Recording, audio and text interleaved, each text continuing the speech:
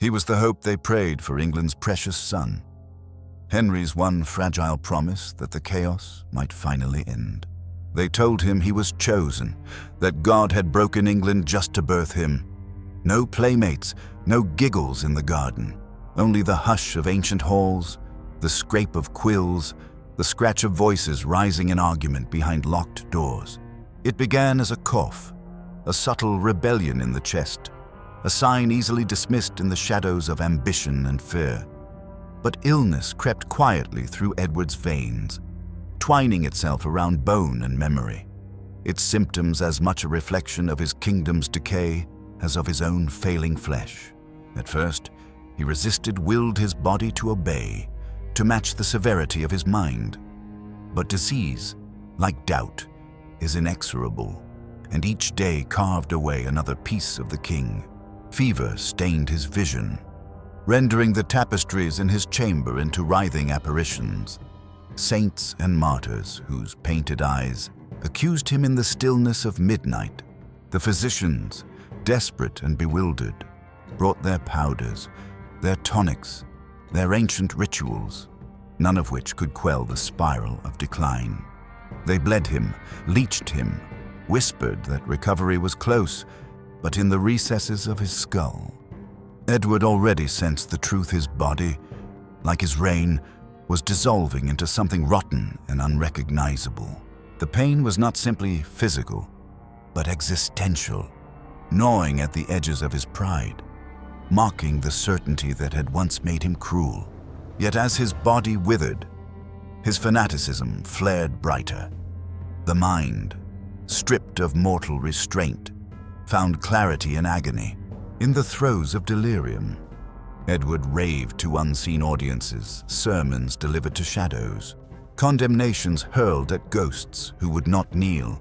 Servants heard him mutter names, issue commands, recite lists of enemies as if his breath alone could summon their destruction. His bed became a throne of thorns. Every hour, a trial.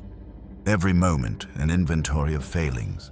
He wrote, feverish and unsteady, pages upon pages of decrees and manifestos, edicts that would never be enforced. Dreams of a Protestant Eden purchased in blood. What is left of a child in such a place? Only the gaze that sharpens, the heart that hardens. He became not a boy, but a cipher, the thin line between salvation and ruin. The ink ran with sweat, the words dissolving into illegible scrawls as the shaking in his hands betrayed him. What had been purpose became compulsion. What had been zeal became a grim, ritualistic repetition of the old hatreds and justifications, spoken aloud until even the air grew heavy with them. In the palace beyond his chamber, rumor and terror blossomed. Advisors and courtiers paced with soft steps, exchanging glances that meant nothing and everything. Some plotted, seeing opportunity in his weakness, while others prayed that death would come swiftly, ending a reign that had become an ever-tightening vice. Edward sensed their fear, drank it like medicine, letting it briefly fortify his resolve, even as his skin grew sallow, as his hair thinned and fell in brittle clumps onto linen sheets. He insisted on being dressed in royal finery. Each morning, they layered jewels and velvet onto his skeletal frame, propping him up on pillows so he could survey the court with glassy eyes. He looked less like a king than an embalmed relic, a warning to those who believed power could ward off decay. Yet still he clung to ceremony, refusing to relinquish the appearance of command. The pain grew savage waves of nausea, coughing fits that left blood on his lips and a rattle in his lungs. Poison was whispered about in the shadows' arsenic, administered in well-meaning ignorance, accelerating the slow unmaking of the king. His body changed in grotesque ways. His skin took on a jaundiced hue. His breath soured. His fingers curled like claws. At night, the agony eclipsed everything, and only the pulse of hatred, the desire to outlast his enemies, kept him tethered to life. He raged in isolation, demanding that the purges continue, that his sister Mary be barred from the throne at any cost. He summoned counselors in the small hours, their faces pale with dread as he pressed them for assurances. Would England remain pure? Would his work be remembered?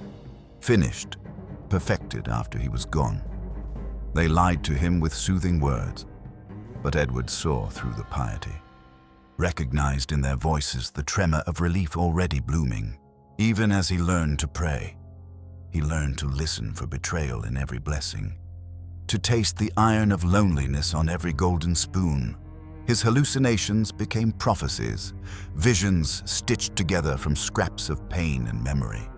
He saw fires sweeping the land, cathedrals crumbling, crowds screaming for deliverance from sins he alone understood.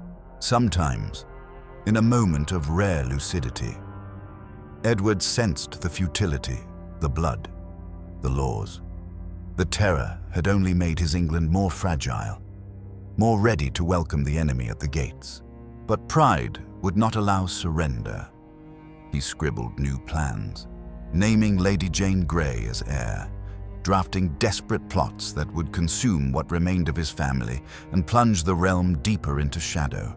His breath came in shallow gasps, his voice shrill with urgency.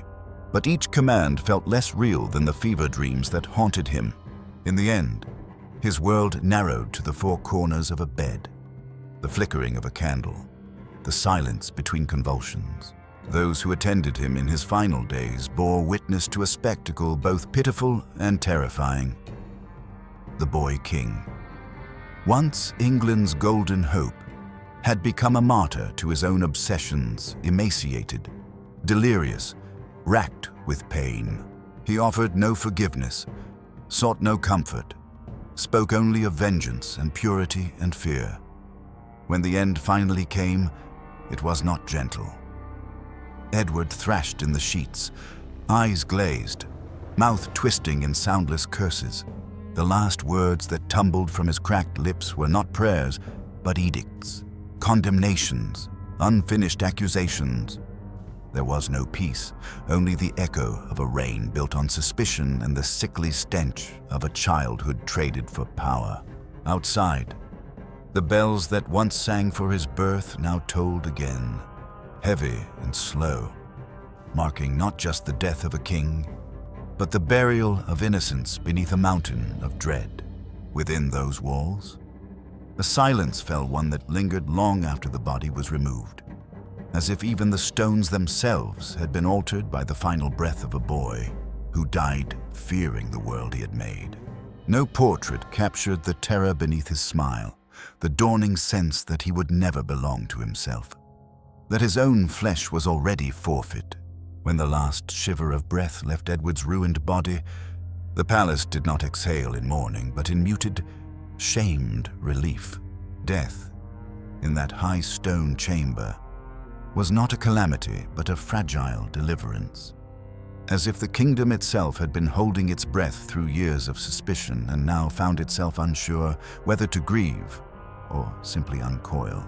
The courtiers moved through the corridors with new caution, stepping lightly as if to avoid waking the ghost of a reign so haunted by dread that even its end felt dangerous.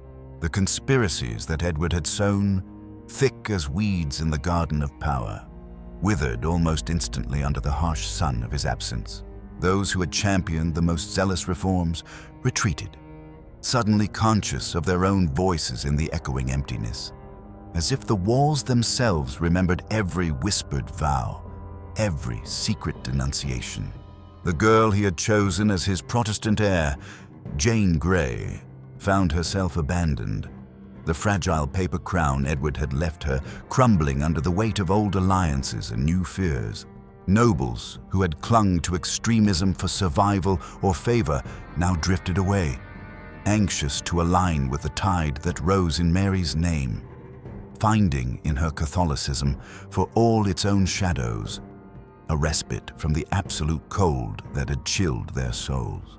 In the quiet following Edward's passing, even those who had believed themselves true believers in his vision found their hearts strangely lightened, as if a fever had broken. The machinery of surveillance, of forced prayers and mandatory devotions, creaked and slowed. Accusations lost their power. Neighbors met each other's eyes without flinching, testing the boundaries of suspicion to see if trust might once again take root in soil so long poisoned. The rituals of mourning unfolded in public black cloth, solemn processions, Latin prayers delivered by trembling priests, but beneath the formal sorrow there thrummed something older and more honest exhaustion, the ache of survival. So, when the bells rang for Henry's death, when the kingdom called for a king who was still only a boy, the nightmare began not with blood, not with violence, but with the cold, soundless certainty that innocence is the first thing to die inside a crown.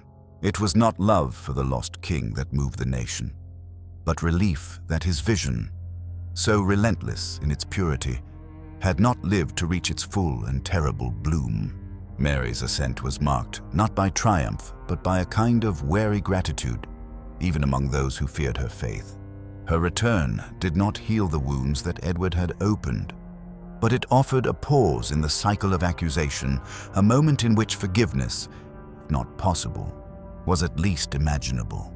For a brief interval, England belonged again to the living, not to doctrine or decree, and the streets filled with a nervous kind of hope.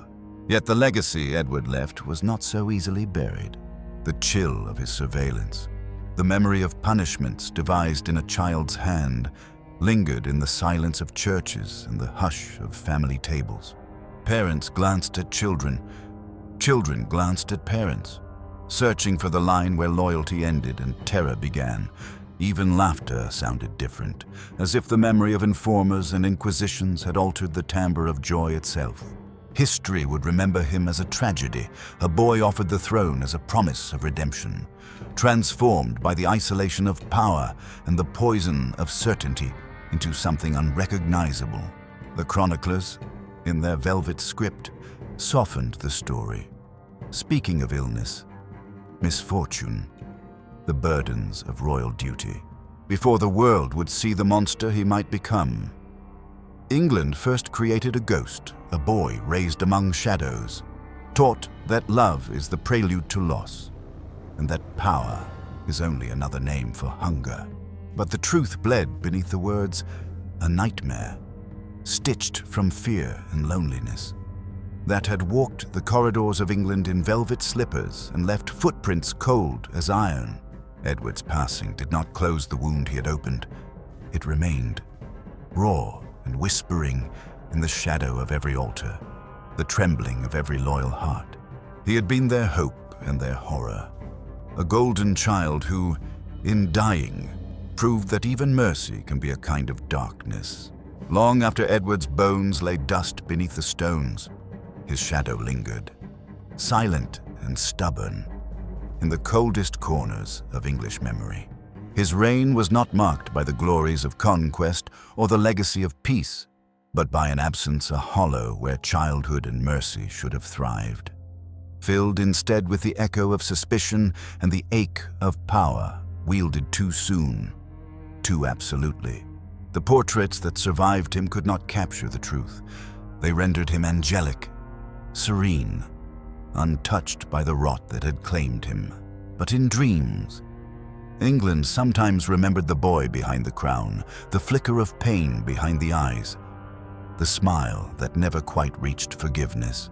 He became a caution not just to kings, but to all who would confuse salvation with control or purity with the right to judge. No monument could erase the knowledge that innocence, once devoured by fear and sanctified by loneliness, breeds monsters who wear the face of hope. In the hush that follows a nightmare, the world must choose whether to remember the horror or to simply turn away. But the shadow remains, patient as grief, waiting for the next golden child to become a ghost. They called him Miracle, but every miracle in a palace comes shackled to grief.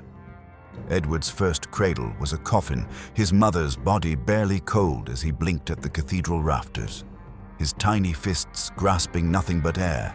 Servants crossed themselves when they saw him, as if afraid that even their touch might shatter the spell keeping the realm afloat. He did not know Jane Seymour, except as a wisp of perfume on old lace and the ghost of a lullaby caught in the winter wind. What he learned first was hunger, not for milk or warmth, but for something unnamed, a need so deep it would fester, wound him in ways that silk and scripture could never salve. But every salvation leaves a shadow. Imagine the child, wrapped not in a mother's arms, but in the chill of marble corridors. His lullabies sung by ambition and dread. Around him, the court became a menagerie of fear and veneration, every glance sharpened by expectation, every word weighed for the echoes it might send through generations unborn. His father, the great Henry, stalked the corridors like a wounded bear, seeking solace in the infant's existence, pouring all his desperate hope into the child's unformed bones. Edward grew up beneath the weight of a father's worship, a thing as corrosive as hatred when fed to a soul untempered by kindness. Henry would clutch the boy's shoulders too tightly, declaring that God himself had paid for this prince with English blood, that 1,000 prayers, 1,000 broken women, had been worth the price. Under the lamplight, Edward saw the fever in his father's eyes, love mingled with terror, as if he might dissolve into ash should the child falter. There were no gentle words, no messy laughter, only lessons: never trust, never fail. Never forget you are England's last shield against chaos. Such lessons, carved with cold hands, are not forgotten. The Tudors arrived in a procession of black robes and grave faces, selected not for wisdom or tenderness, but for their zeal. They peered at Edward as if he were both chalice and weapon.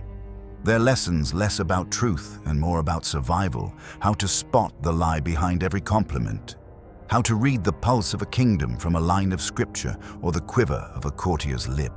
It was not Latin or Greek that haunted Edward's dreams, but the way these men spoke of damnation and purity, of the world as a place to be conquered, purified, reshaped in the image of a vengeful God.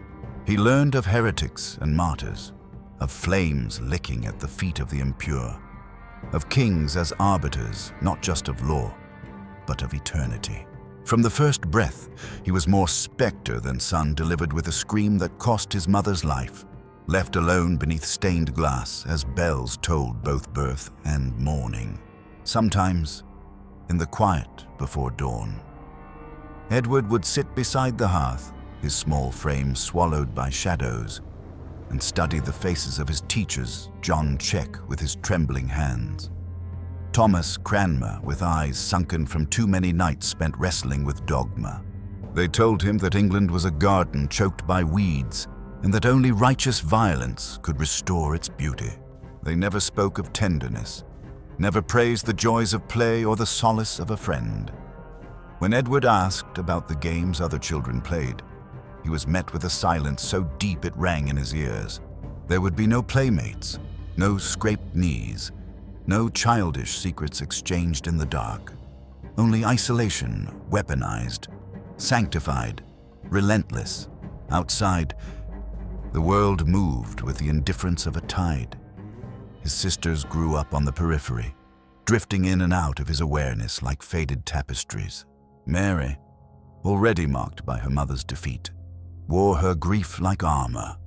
Elizabeth, clever and unreadable, learned to keep her distance, to watch him with an uneasy mixture of kinship and caution. For Edward, family meant little more than the shifting constellation of his own loneliness. He learned early that affection was dangerous, that to love was to give an enemy a blade. Instead, he loved ideas, loved order, loved the cruel clarity of scripture and the way power could be measured in silence. He began to take pleasure in the small cruelties permitted him, the way a word could make a servant tremble, the way a misstep in etiquette could be magnified into humiliation. When he was displeased, his punishments grew creative, meticulous. A page who spilled wine on royal letters was made to kneel in the snow until his lips turned blue, all while Edward watched, eyes unblinking, fingers pressed to his chin as if weighing the efficacy of his own displeasure. In the silent corners of the palace, They spoke his name like a ward against disaster. They dressed him in velvet, set crowns upon his head before he could stand, whispered prayers as if he were both relic and ransom. Even the animals learned to fear him. A hound that snapped at the wrong hand was beaten, then banished, its yelps echoing through the stone corridors long after Edward had retired to his books. In the library, Edward became not a student, but an architect of destiny, drawing diagrams of lineage and faith, tracing the lines that separated the pure from the condemned. He catalogued his dreams, his hatreds, his visions of an England scrubbed clean of disloyalty and error. Sometimes, in the hush of midnight, he pressed his ear to the cold glass of his window and listened not to the songs of the people or the laughter of children, but to the wind that howled with 1,000 voices, each one whispering a different fear. The seeds of monstrosity were not sown by accident. They were nurtured, watered with absence and overabundance, in a garden where nothing natural was allowed to thrive. The day England lost its king, the bells tolled for Henry's death, but in the hush that followed, the world did not gain a prince, only a shadow that lengthened over stone and field, stretching from the trembling lips of those who dared to whisper doubt in the presence of a crown too heavy for any child. Edward was 9. He stepped through the cold corridors not as a boy, but as an omen, his face pale as candle wax, blue veins threading his temples, eyes glassy with the knowledge that every gaze now measured him for either sanctity or doom. His coronation was no festival of innocence, it was a ritual of possession. The velvet and ermine, the gold too large for his shivering shoulders, weighed him down until he could barely breathe. Yet none dared notice the boy's fear. The bishops anointed him, dripped oil onto skin unscarred by battle but already calloused by solitude. England's future was poured over his scalp in slow, viscous streams, holy, suffocating, inescapable. The crowds outside cheered for a new beginning, but no candle burns for a boy so closely watched. What England saw was a child king, cherub-faced, pale and soft as snow. Inside, in the stifling silence of ceremony, a kingdom handed its secrets, its hungers, its centuries of festering wounds to a child raised not to lead, but to cleanse. The council who should have been his shield became his crucible. Uncles, dukes, whisperers, men whose hands were slick with ambition, formed a ring around the boy, all vying to shape him as the perfect blade. Somerset, his uncle, thought himself regent, a puppet master threading policy through a boy's trembling fingers. But Edward was not pliant clay. He had already learned from his tutors how to wield doctrine like a dagger. From the first council meeting, he made clear that obedience was his only language. The men who sought to use him soon found themselves arrayed against something they could not control, a mind sharpened by scripture and suspicion, a soul too hungry for certainty to tolerate even the gentlest heresy. When Edward spoke, it was not the stammer of childhood, but the verdict of a zealot. He quoted passages with the cold precision of a surgeon. He dissected their compromises with a flick of his tongue, cutting down years of experience in a breath. A slip of protocol became a sin, a murmur of dissent, an echo of damnation. Religious tension was not merely a problem for Edward, it was his crucible. The kingdom Henry left was split by the ghosts of faith, a tapestry torn between old and new, blood and bone. Rome and England, Edward, tutored in suspicion, saw only threats, saw Catholics as shadows festering in the corners, saw every hesitation as treason in disguise. The council spoke of moderation. Edward answered with flames. He pored over stories of the Spanish Inquisition, not with horror, but fascination, torture, confession, purification. These became his new toys, the implements of a childhood stolen by doctrine. In the winter months, courtiers stumbled across scraps of parchment in the boys' chambers, sketches of racks, wheels, notes scrawled in a spidery hand, observations on pain as if suffering were an experiment, a chemical reaction to be measured and improved. They gossiped about it in low voices, but no one dared remove the papers. The king's interests were above reproach. His cruelty, at first dismissed as childish petulance, began to warp the air in every room he entered. No longer was he content to parrot his tutors. He became the judge, the architect of punishment. What they missed was how solitude rotted him from within, how every glance became a verdict, every touch a test, every night filled with the weight of a future he could never escape.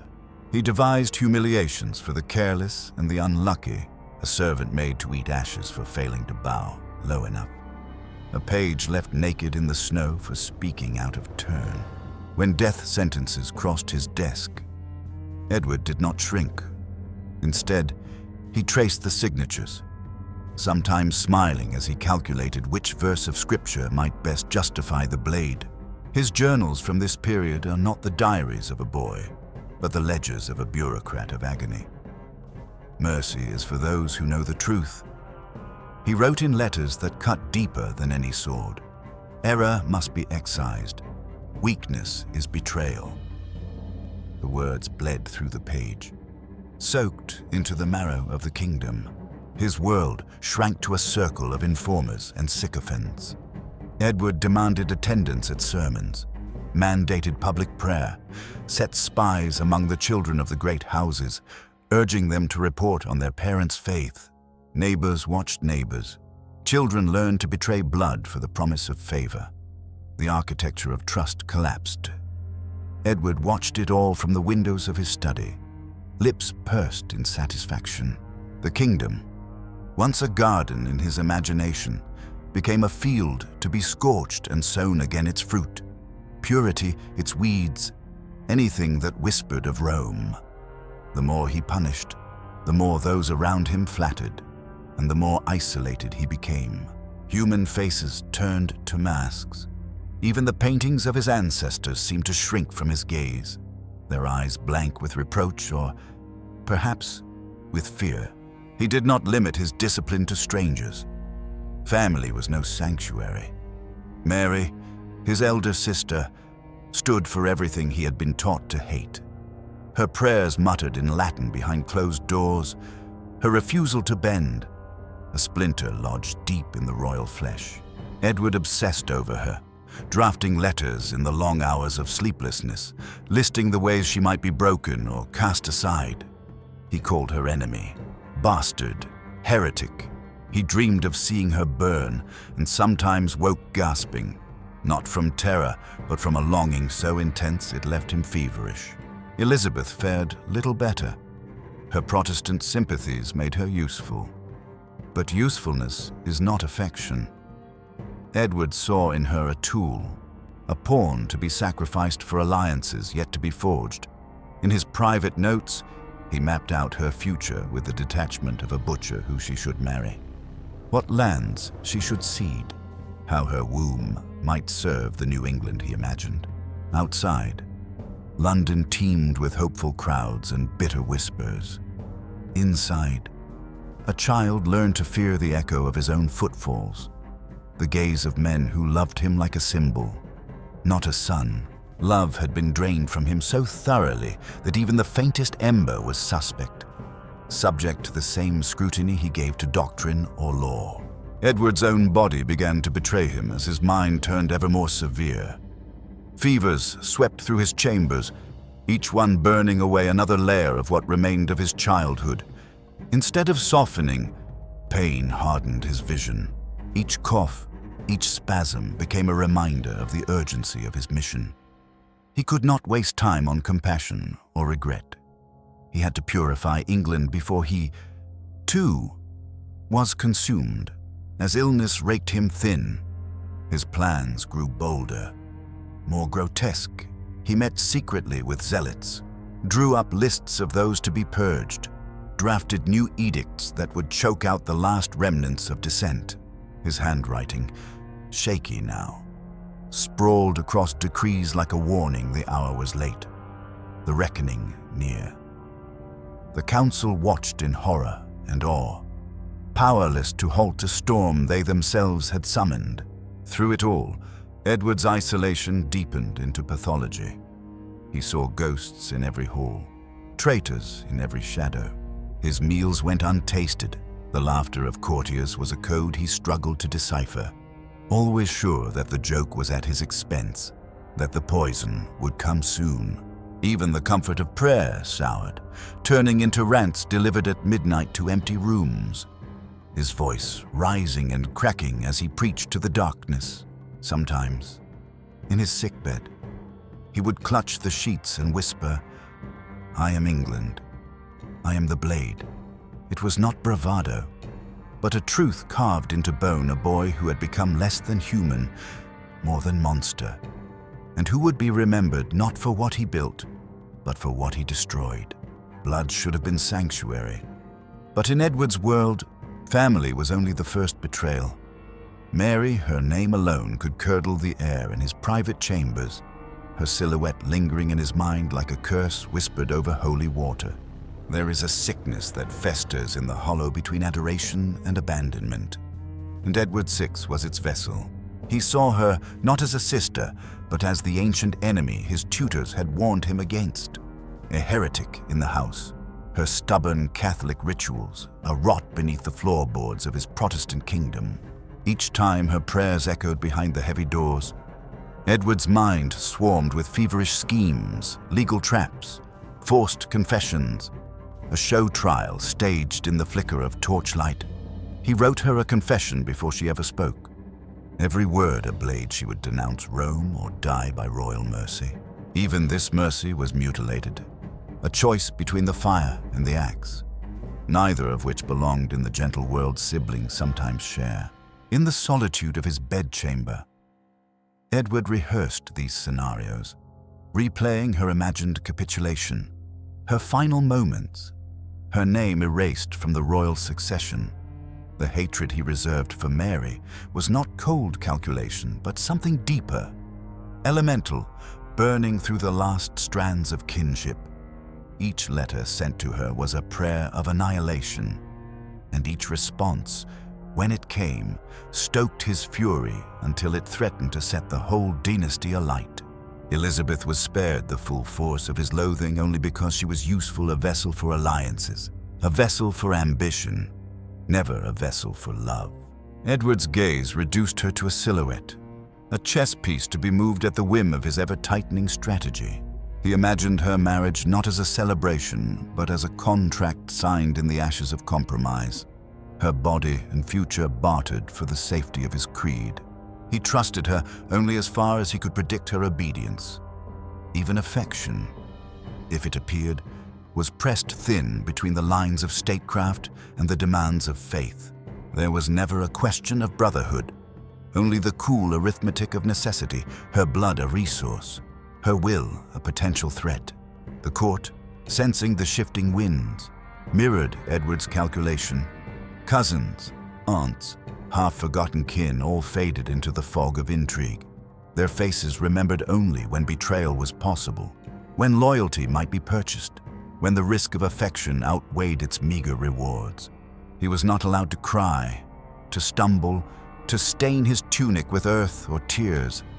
His tutors, eyes black with sleepless devotion, fingers stained by ink and doctrine fed him scripture instead of comfort, dogma instead of lullabies.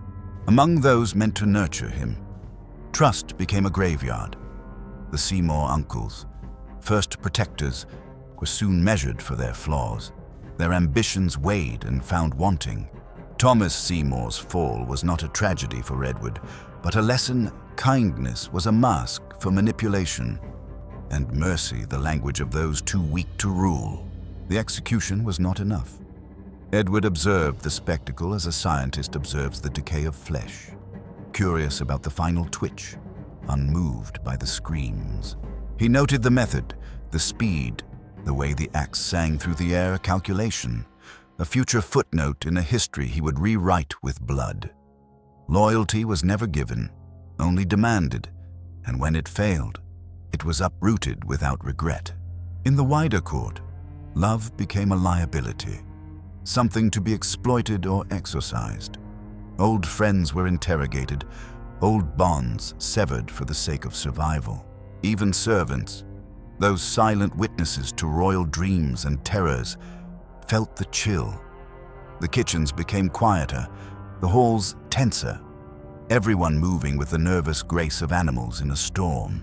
A sideways glance, a misremembered word, an unguarded sigh, all could become evidence. All could cost a life. Edward, hunched over his journals, documented each perceived slight, each faltering vow, crafting his own ledger of punishments and rewards. In this world, the collapse of affection was not a symptom, but the only cure, a final purge in which even the possibility of love was sacrificed on the altar of security. By the time the fever of suspicion fully consumed him, the boy king had transformed the royal family into a theater of shadows, where every embrace was rehearsed and every smile edged with the possibility of ruin. In his cold calculations, he believed he was cleansing England, strengthening the crown. Yet what he truly annihilated was the fragile thread that binds the living trust: tenderness, forgiveness, leaving behind a monarchy that echoed with footsteps, but never laughter, and with names remembered only as wounds.